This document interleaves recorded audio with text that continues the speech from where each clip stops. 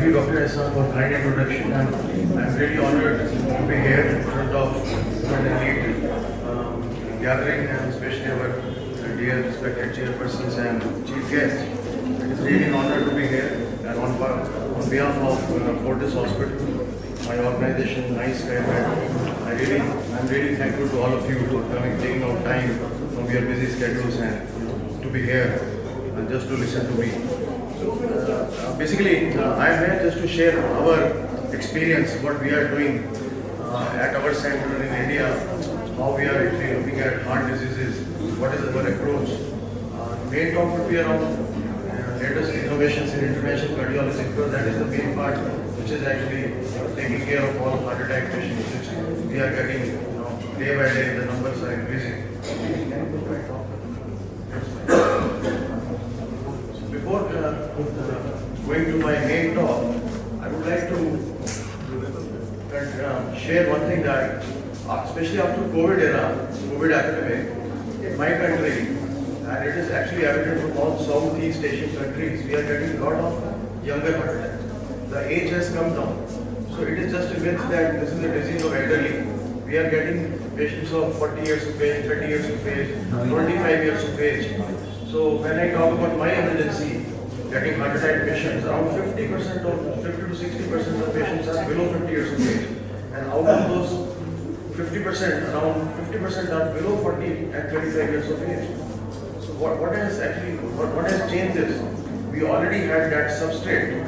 So when we talk about disease in Southeast Asian, especially South Asians, like people from my country, India, Bangladesh, Burma, Nepal, Bhutan, Sri Lanka, so we are actually very highly prone for early heart disease. And what is the reason? So in one study, and there was one big study from Bangladesh also, when we talk about epidemiology, why do younger people they get heart attacks?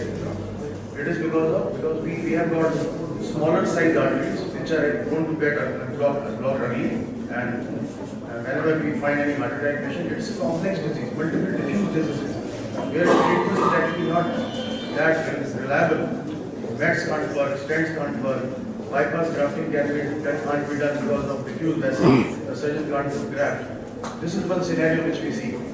Other important thing that we have got that substrate, like we have got very high bad cholesterol and very low good cholesterol. When you look at lipid profile of many people, HDL level is very low and LDL is high, that ratio is deranged. Other thing is very high lipoA levels, and then very high incidence of pre-diabetes. HbA1c is usually on higher side, 6 or between 6 to 6.5, especially after COVID. Then high inflammatory state, and last but not the least, our lifestyle. We actually binge on saturated fats, lot of non-vegetarian food, especially red meat, and less of vegetables. We are not walking, we are just stuck to our chairs, especially during that COVID epidemic. So we used to see a lot of high HSCRP values. That inflammation can cause rupture of those small blockages. Even if someone has got 50% block, that can get ruptured by high inflammatory state, which was evident from high HSCRP levels.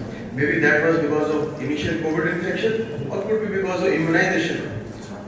Nobody knows that, because we don't have that direct linkage or any evidence from that. But it all actually suddenly, reached a peak after COVID, 2 years after COVID. Something has changed. Inflammatory scenario in our arteries, in a layman's terms, like our blood has got thickened now.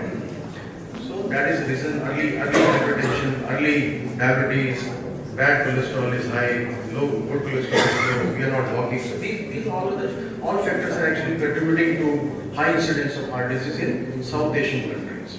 So the diagnosis is very important, and you know that it is called coronary artery disease, and it is because of the accumulation of cholesterol plaque. So it is not a disease of elderly anymore. Anyone can have heart disease.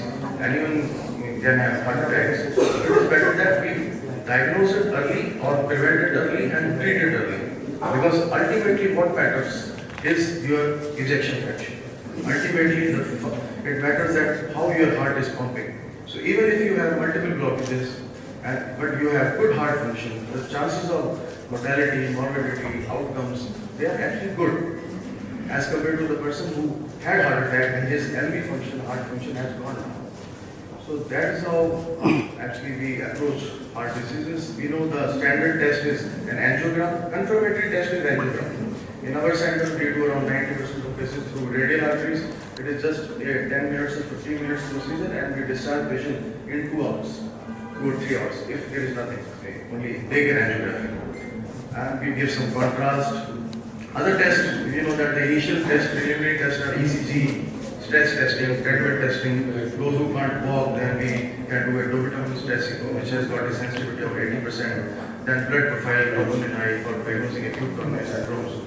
But there is another thing which has come up now, which is called CT coronary angiography. And I think in Bangladesh also there are a lot of centers doing CT angiography. So let me tell you one thing about CT angiography. So you should advise CT angiography to those patients when you have intermediate to high probability of disease, not to low probability of disease. Because if there is low probability of disease, young person who is walking and who is running, no risk factor, non-smoker, then you can just do with a stress test, treadmill test or any stress test. But when you have high probability, advise a conventional coronary angiogram just to avoid radiation and dying. When you have moderate probability of disease, then you are suspecting but you are not sure that the probability is less than, we can go for a CT angio. The problem with CT angio is that CT angio has got high negative predictive value. So if CT coronary angio is normal, this means that we are 99% sure there is no obstructive heart disease. But if CT angio is show something like 50%, 70%, then we have to go for conventional angiography to confirm our diagnosis and to plan. So it is better that we do conventional angiography when you have high risk features. We can do heart risk scoring also. We know that treatment of CD has always been focused at lifestyle changes, medication, simple medication, aspirin, and then different anti-angiogenics. Statins are very important, 80 mg, 40 mg in acute coronary syndromes. And then standard angioplasty, CABG, coronary artery bypass grafting. Initially it was plain old balloon angioplasty when we were not putting stents. It was only balloon angioplasty in the era, in the early years of like 1980s or 1985 and 1990. So, but now they came the drug-eluting stents, first generation, second generation. Now we have third generation stents. Bioabsorbable stents came over, but they were taken off the market because of high incidence of stent clots in the stents. Then now we have polymer-free stents. Then we have now biodegradable stents. So many innovations in the stent they have happened. So the initial angioplasty, you know that it was done by Dr. Andreas Brunzig in 1977, and then since then, innovations are happening. We are getting better and better stents, and that has actually made a difference. This is balloon angioplasty, then bare metal stents without drug, then drug-coated stents came over. Now we have third generation of stents. We know that this was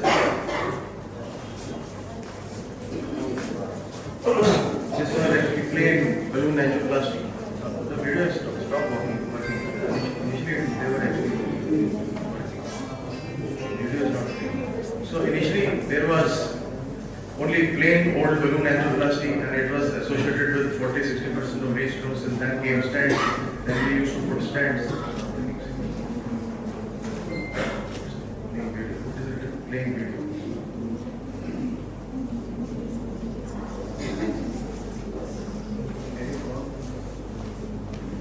This is the same laptop. Same laptop. It is same laptop. So now we have around 4 or 5 third generation stents, which have got biodegradable polymer. So what happens in high bleeding risk patients when you need to stop blood thinners for non-cardiac surgeries? Now we have some stents that you can stop blood thinner even within a month. So like some patient who has got dengue fever, when your platelets go down. So there are few stents now. One stent from US Boston company, Synergy. Then we have master depth trial on Ultimaster stents. Now you can actually stop blood thinner within 1 month. You can. There is no need for dual antiplatelets. We used to give aspirin plus clopidogrel or any other